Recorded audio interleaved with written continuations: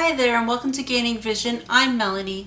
Have you had an opportunity to subscribe to the channel yet? If not, take a second, hit subscribe, and please don't forget to like and share. As a teacher, I've dealt with all sorts of different types of students. And even as the founder of Connect for Life, I've dealt with volunteers and staff in the past that always enjoy complaining. Miss, this isn't gonna work because blah blah blah blah, it's not hard, it's too hard, it's this, it's that, it's whether.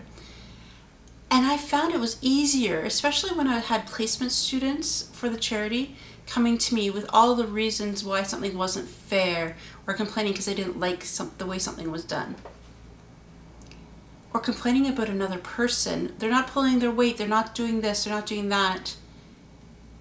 So what I try to impose when working with others is I want to hear your concerns, but I want you to come with a solution to the issue. So having a solution-focused approach to things, it's going to minimize the complaints, the frustration, and will help the individual that's upset take ownership of the solution. So this can be used as well as with kids. It's too easy to complain to mom and dad because something's not fair or they don't like it. Mom, it's too early to go to bed. Okay.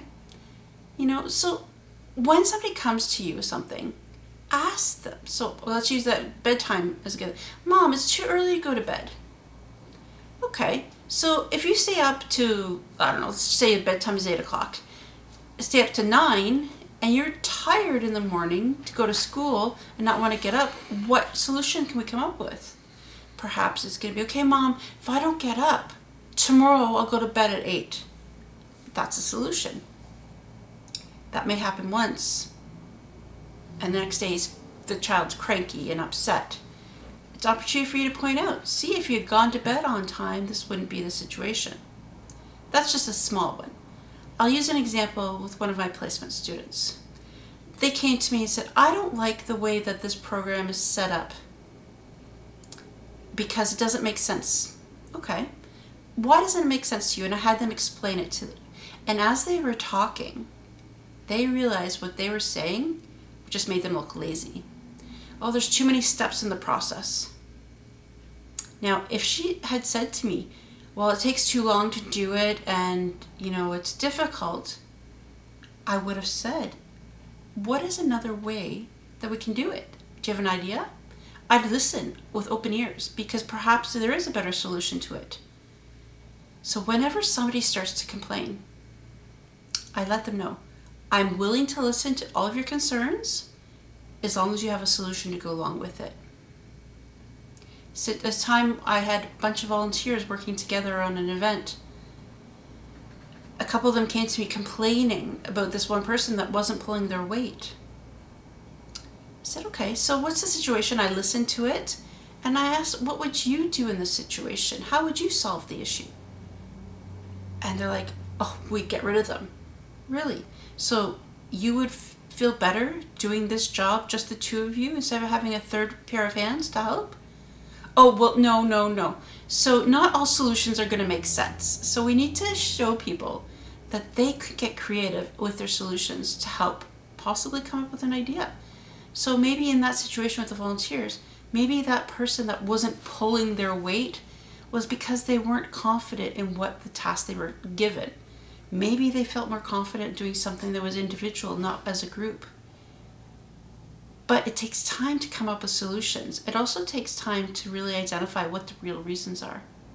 Are people complaining or unhappy with certain situations because of a bigger picture?